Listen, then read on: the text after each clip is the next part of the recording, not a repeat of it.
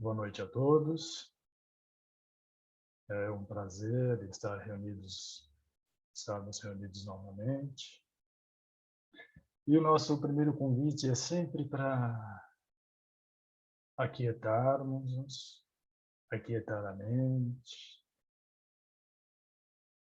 relaxar o corpo. Vamos nos percebendo como luz dentro do corpo.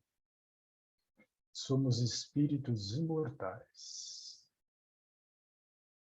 E com esse pensamento, vamos nos ligando à equipe espiritual, convidando os amigos queridos a participar da nossa reunião, pedindo que nos autorizem o início da nossa reunião, e todos juntos, cada qual ao seu modo, elevar o pensamento ao Mestre Jesus. A imagem doce do querido Mestre. Em espírito, vamos nos ajoelhando diante dele, pedindo a Jesus que estenda a mão radiosa sobre todos nós, sobre toda esta terra cheia de dor, sobre o mundo espiritual, onde tantas almas também sofrem nos planos interiores. Vamos pedindo ao Mestre querido que abençoe a todos nós. Pedir a Jesus para que ele leve ao Criador a prece que o próprio Mestre nos ensinou. Pai nosso que estais nos céus, santificado seja o vosso nome, venha a nós o vosso reino. Seja feita a vossa vontade, assim na terra como no céu. O pão nosso de cada dia dai-nos hoje. Perdoa as nossas dívidas, assim como perdoamos aos nossos devedores, e não nos deixes cair em tentação, e livra-nos de todo o mal. Graças a Deus e graças a Jesus. Bem, a proposta de hoje é refletirmos um pouco sobre o medo da morte. Embora no espiritismo de hoje nós usemos o termo desencarne, aqui na nossa conversa eu vou usar o termo morte. O assunto é bastante sensível, claro, e por isso eu inicio a nossa conversa lembrando que todos somos espíritos imortais. Alguns bilhões de espíritos, como nós, estão ocupando temporariamente um corpo de carne na crosta terrestre, tendo por objetivo a continuidade de seu próprio progresso, da sociedade e de todo o planeta, né?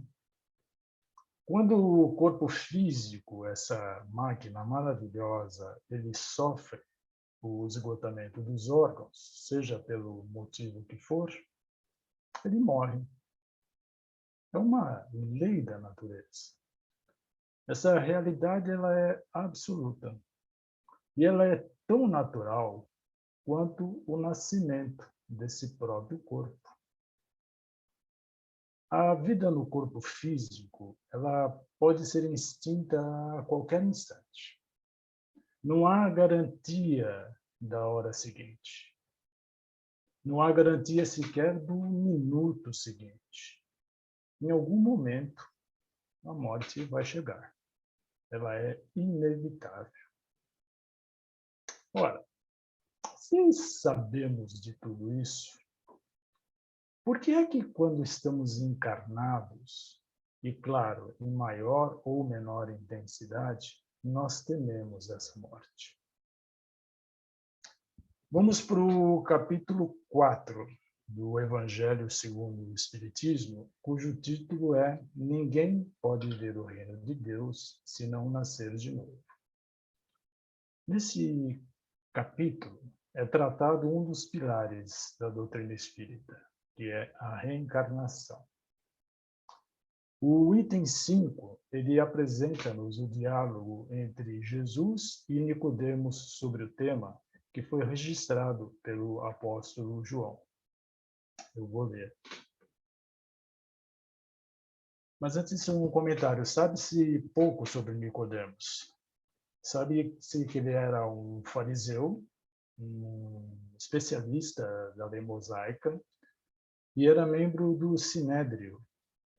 O Sinédrio nós podemos entender hoje como sendo a corte judicial e a corte legislativa daquela época.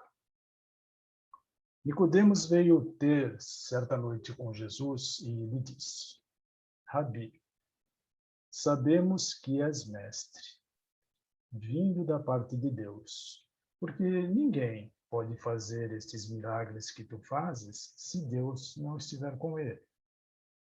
Jesus lhe respondeu: na verdade te digo que não pode ver o reino de Deus senão aquele que renascer de novo. Vejam, renascer. Nicodemos lhe disse: como pode um homem nascer sendo velho? Porventura pode entrar no ventre de sua mãe e nascer outra vez?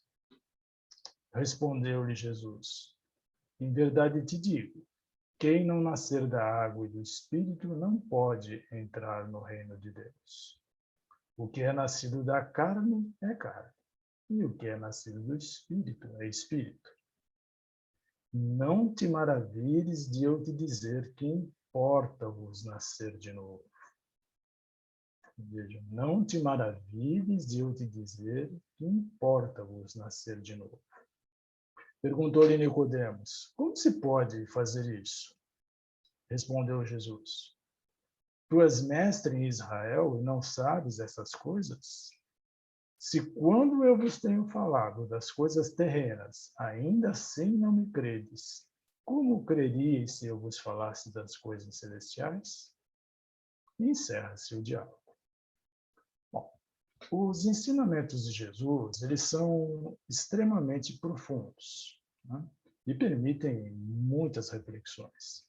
Esse diálogo que lemos, por exemplo, ele pode ser entendido como sendo referente àquela renovação interior tão necessária ao ser humano, né?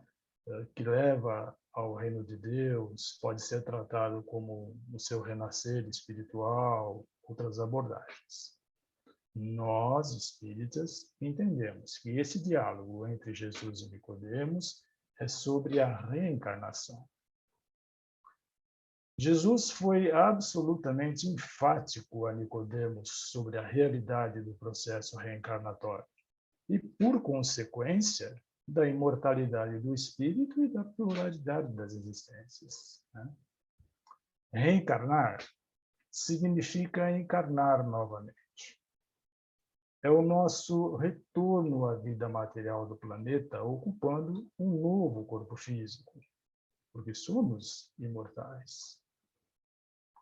Para que se possa reencarnar, é preciso que o corpo físico anterior tenha morrido e o espírito tenha retornado ao plano espiritual.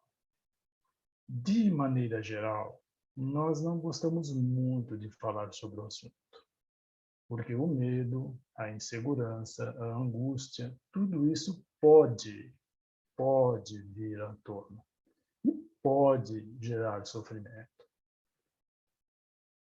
Nós até conversávamos antes. O medo, ele é um sentimento natural.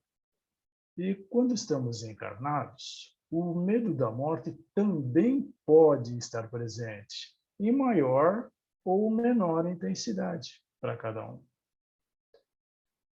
O espírito Joana de Ângeles, no livro Em Busca da Verdade, faz uma afirmação muito interessante. Eu vou ler e vou abrir aspas para o comentário.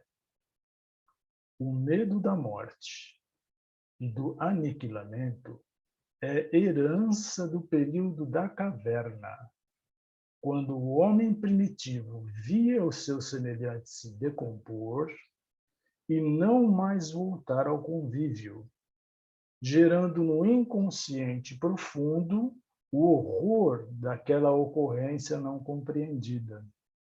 Fecha aspas, pelo espírito Joana de Ângeles.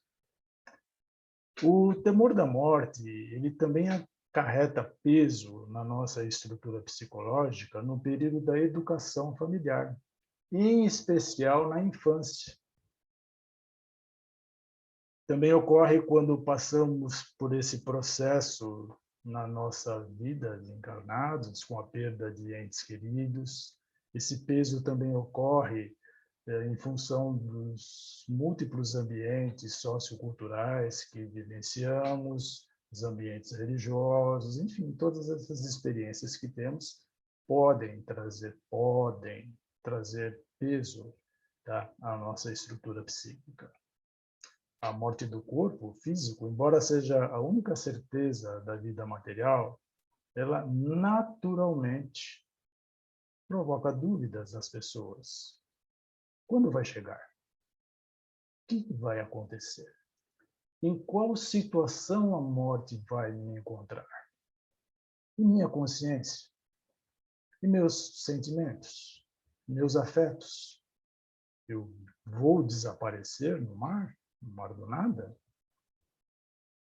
Pode-se tratar do assunto das mais diferentes formas. Há aqueles que evitam falar sobre o assunto, ou mesmo pensar sobre a morte, como um mecanismo de defesa. Há aqueles que afirmam que não têm medo da morte, até o momento em que ela se aproxima. Há os que entendem que nada existe após a morte do corpo. Há os que acham a morte uma injustiça. Enfim, entendimentos diversos e todos respeitáveis, né? A verdade é que, se não podemos evitar a morte do corpo, podemos sim mudar para melhor a forma como nos relacionamos com o assunto. Nós, espíritas, embora pratiquemos uma doutrina baseada na imortalidade da alma, do espírito e da reencarnação, provavelmente, em algum momento, também já pensamos no que vai acontecer quando a morte do corpo ocorrer. Embora nós saibamos que, com a morte do corpo, inicia-se o processo de retorno ao mundo espiritual, também podemos, sim, ter questões psicológicas sobre o assunto. É normal, é absolutamente natural, né? Agora, o impacto que essas questões emocionais geram em cada pessoa é proporcional à sua identificação maior ou menor com a vida espiritual e a vida material, né? Allan Kardec, ele elucidou o assunto no capítulo 2 do livro Céu e Inferno. Ele discutiu o medo que normalmente as pessoas têm da morte e esclareceu que somente a compreensão da imortalidade, a compreensão do mundo espiritual, a compreensão da reencarnação trará ao espírito encarnado o desenvolvimento para separar-se da matéria com mais calma, resignação e até sem medo. Kardec lembra que, se a pessoa só vê a vida pelo lado material, ela entende que, quando o corpo físico morrer, tudo estará perdido. E é por isso que ela entra em desespero quando pensa no assunto. Por outro lado, Kardec afirma que, se essa mesma pessoa consegue se colocar diante da vida como um espírito que a tudo sobrevive, ela vai amadurecendo espiritualmente. E Kardec conclui que o medo diminui na medida em que a certeza da imortalidade se forma, e o medo desaparece quando essa certeza se completa. Porque é claríssimo. Kardec foi muito objetivo e muito claro. E é por essas razões que eu tenho certeza que esse nosso exercício com a doutrina espírita já alicerçou muito a nossa força para lidarmos com a morte do corpo com mais entendimento, com mais naturalidade, como estávamos conversando há pouco, com mais serenidade. O trabalho espiritual, o estudo evangélico, o esforço que fazemos para a nossa melhoria íntima, cada movimento desse que realizamos, ele fortalece na nossa profundidade psíquica a compreensão sobre esse processo da morte do corpo. Importante. Quando estou afirmando aqui compreender a morte, aceitar a morte, isso não significa passividade diante das dificuldades com a saúde que a vida nos apresenta. Não. Vou morrer, que bom, não vejo a hora. Não, não é essa a postura. Nós temos a obrigação de lutar pela preservação da vida, pela preservação da saúde do corpo físico. Temos que usar ao máximo a oportunidade que estamos tendo aqui de estar encarnados. Eu já tinha dito lá no começo que no Espiritismo de hoje fala-se desencarne ao invés de morte. E aqui uma lembrança. Nós sabemos que, por falta de entendimento da imortalidade, é comum o espírito perder o corpo físico com sua morte e permanecer preso a esses despojos em decomposição, sem desapegar-se da carne. Todos nós, nas nossas reuniões espíritas, já tivemos oportunidade de ver essa situação. Sabemos do impacto que a continuidade da vida além do corpo físico pode causar àqueles que ignoram essa realidade. E é nesse sentido que podemos entender que desencarnar é quando o espírito retorna ao mundo espiritual de forma completa, ou seja, mental e emocionalmente livre da condição de apego àquele corpo de carne que já morreu, não existe mais. Daí a necessidade absoluta, a nosso ver, de possuir-se uma formação espiritual estruturada na reencarnação, conforme o diálogo entre Jesus e Nicodemos. Aí eu aqui encarnado estava pensando nessa nossa conversa de hoje, né, sobre a morte do corpo, e me veio uma questão. E quando o espírito está desencarnado, será que existe o temor de reencarnar? Eu entendo que a resposta é não. Quando falamos de reencarnações de espíritos de alto nível, aqueles que retornam à crosta terrestre muito preparados para uma missão. Entendo que a resposta também é não. Quando falamos de reencarnações que são determinadas pelo plano superior, aqueles espíritos que, por sua inferioridade, por seu bloqueio psíquico, eles não estão aptos a participar do planejamento dos seus caminhos. As situações de retorno a uma nova existência corporal são diferentes para cada um de nós.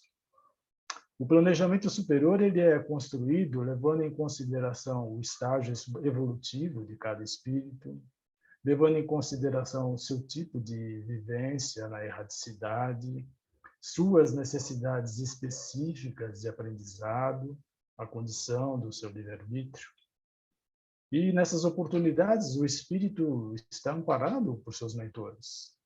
Ele sabe dos desafios que vai abraçar nessa nova existência.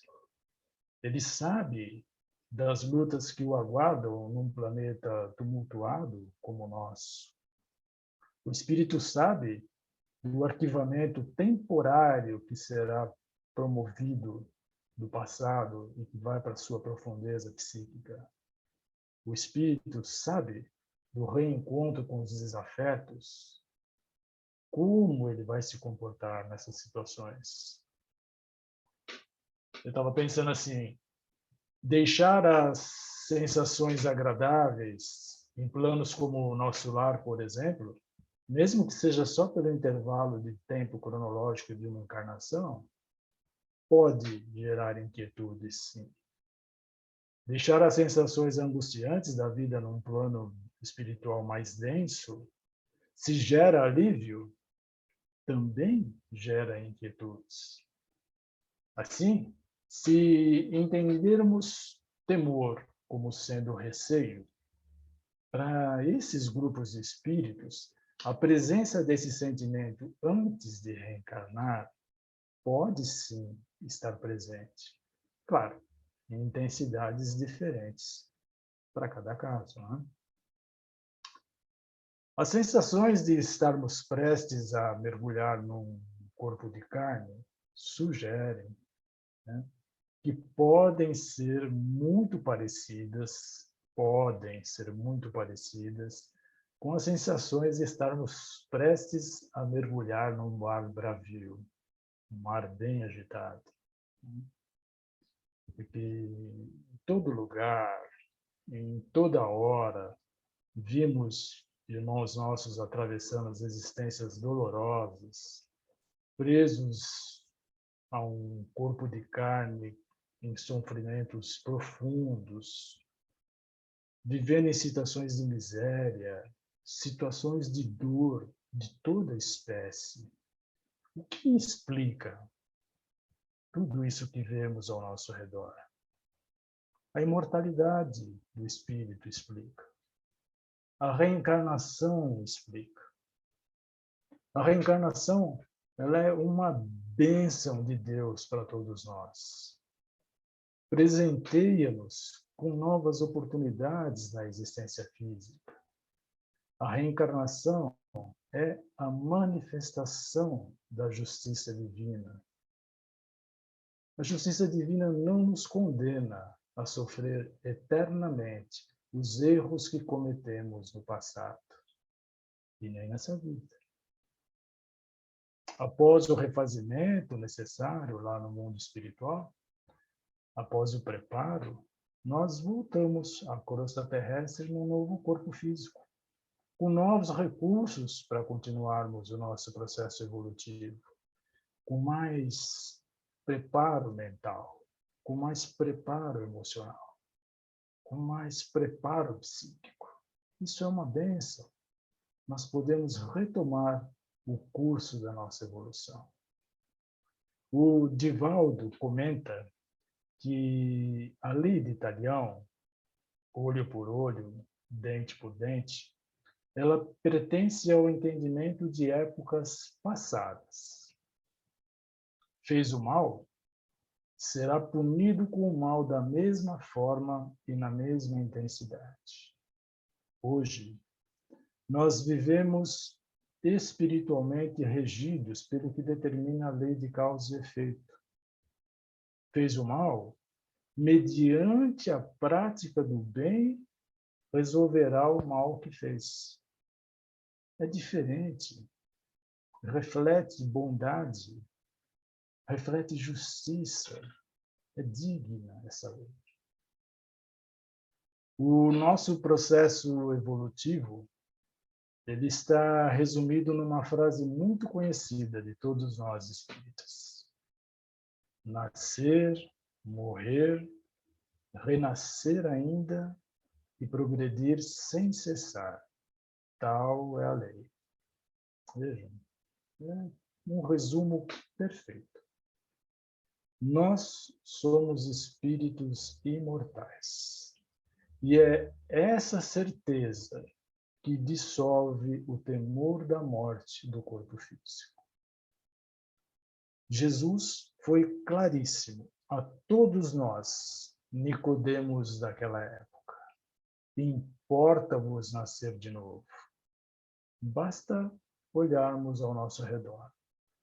Basta olharmos para nós mesmos com olhos de ver e não teremos nenhuma dúvida sobre isso.